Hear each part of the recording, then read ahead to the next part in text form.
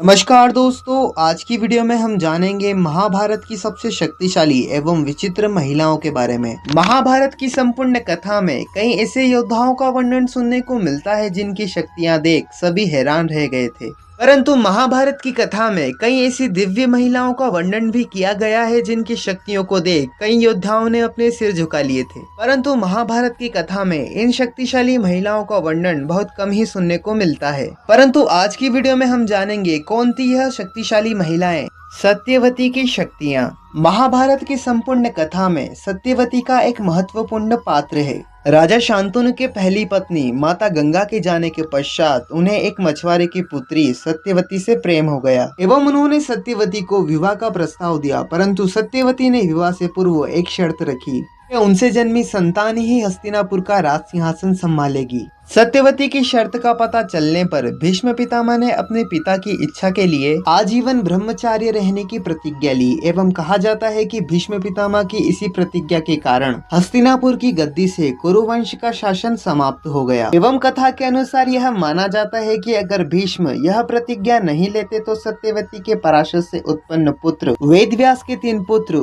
पांडु, धृतराष्ट्र एवं विदुर हस्तिनापुर के शासक नहीं होते एवं संपूर्ण महाभारत की कथा का दृश्य कुछ और ही होता।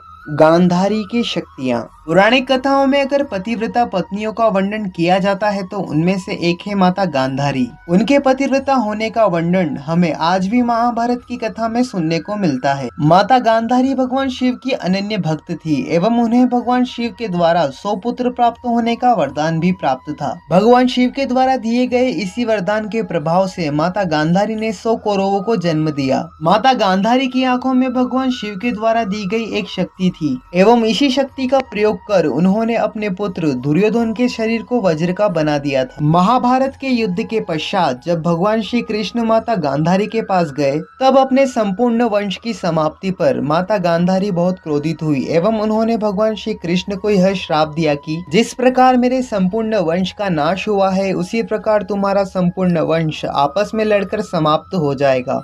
द्रौपदी की शक्तियां। महाभारत की कथा में द्रौपदी का एक विशेष पात्र है एवं कहा जाता है कि महाभारत का युद्ध द्रौपदी के अपमान का प्रतिशोध लेने के लिए किया गया था। द्रौपदी का जन्म कोई सामान्य कन्या की तरह नहीं हुआ था। दरअसल राजा द्रुपद के पुत्र प्राप्ति यज्ञ के दौरान पुत्रों के साथ साथ एक दिव्य कन्या का भी जन्म हुआ जिनका नाम द्रौपदी रखा गया। द्रौपदी भगवान शिव की अनन्य भक्त थी एवं भगवान शिव के वरदान के द्वारा ही उन्हें 5 पांडवों से विवाह करना पड़ा एवं कहा जाता है कि महाभारत का युद्ध दुर्योधन एवं संपूर्ण कौरव के द्वारा किए गए अपने अपमान का प्रतिशोध लेने के लिए द्रौपदी ने करवाया था। पौराणिक कथाओं में यह भी कहा गया है कि द्रौपदी विवाहित होने के बावजूद भी कन्या के ही रूप में पवित्र मानी जाएगी एवं महाभारत की संपूर्ण कथा में द्रौपदी को एक विचित्र एवं शक्तिशाली महिला के रूप में जाना जाता है। हिडिंबा की शक्तियाँ। महाभारत की कथा में हिडिंबा एक महत्वपूर्ण पात्र है परंतु उनका वर्णन महाभारत की कथा में बहुत कम ही सुनने को मिलता है। हिडिंबा जंगल में रहने वाले एक राक्षस हिडिंब की बहन थी जो कि मानव भक्षी था एवं हिडिंबा कई दिव्य शक्तियों की ज्ञाता थी एवं वह किसी भी प्रकार का रूप बदल सकती थी।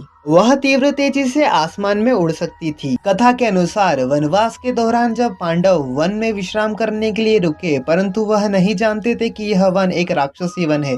जब पांडवों समेत कुंती एवं द्रौपदी विश्राम कर रहे थे उस समय भीम उन सभी की रक्षा करने के लिए पहरेदारी कर रहे थे। इस दौरान हिडिंबा के भाई हिडिंब को यह पता चला कि मानव इस जंगल में आए हैं। तब उसने अपनी बहन को उन मानवों को मार कर लाने को कहा परंतु जब हिडिंबा ने भीम को देखा तो वह उन पर मोहित हो गई एवं अपना रूप एक सुंदर स्त्री के रूप में बदलकर भीम के समीप पहुंची। जब भीम ने उस सुंदर कन्या को देखा तो वह भी उन पर मोहित हो गए। जब हिडिंब ने यह सब कुछ देखा तो वह भीम पर प्रहार करने लगा। तब भीम एवं हिडिंब के बीच युद्ध हुआ जिसमें भीम ने हिडिंब को परास्त कर दिया एवं युद्ध के पश्चात भीम ने राक्षसी हिडिंबा से विवाह किया। इन सभी दिव्य शक्तियों के अलावा हिडिंबा के पास एक विचित्र शक्ति और थी। वह गर्भ धारण कर उसी समय उस शिशु को जन्म दे सकती थी। भीम के द्वारा जब हिडिंबा गर्भवती हुई तब उन्होंने एक शक्तिशाली पुत्र घटोत्कच को जन्म दिया। कुंती की शक्तियाँ। महाभारत की कथा में कुंती एक शक्तिशाली महिला थी एवं कहा जाता है कि उनके पास ऋषि दुर्वासा द्वारा एक दिव्य मंत्र था जिसके मदद से वह किसी भी देवता का आवाहन कर पुत्र प्राप्त कर सकती थी एवं इस मंत्र का प्रयोग कर उन्होंने सर्वप्रथम एक तेजस्वी एवं शक्तिशाली पुत्र कर्ण को जन्म दिया। कथा के अनुसार पांडवों के पिता राजा पांडु की एक श्राप के कारण मृत्यु हो गई थी, परंतु माता कुंती ने पांडव को अपने पिता न होने का एहसास कभी नहीं होने दिया एवं उन्होंने गुरु द्रोणाचार्य के द्वारा उन्हें अच्छी शिक्षा भी दिलवाई एवं कौरवों द्वारा छल से छीने गए अपने राज्यों की प्राप्ति के लिए भी उन्हें प्रेरित किया। महाभारत के युद्ध के दौरान जब कौरव पांडवों पर कर्ण की शक्तियों के कारण हावी हो रहे थे, तब कुंती पुत्र मोह में आकर कर्ण से यह वचन लेती है कि युद्ध के दौरान वह पांडवों को ना मारे। कर्ण एक दानवीर थे, वह संध्या के समय किसी को भी खाली हाथ नहीं भेजते थे। इसी कारण उन्होंने अपनी माता कुंती को यह वचन दिया कि युद्ध के दौरान वह किसी भी पांडव की हत्या नहीं करेंगे। अगर आपको यह वीडियो पसंद आई हो तो वीडियो को लाइक कर दीजिए और ऐसी ही धार्मिक कथाएं सुनना चाहते हैं तो चैनल को सब्सक्राइब कर लीजिए।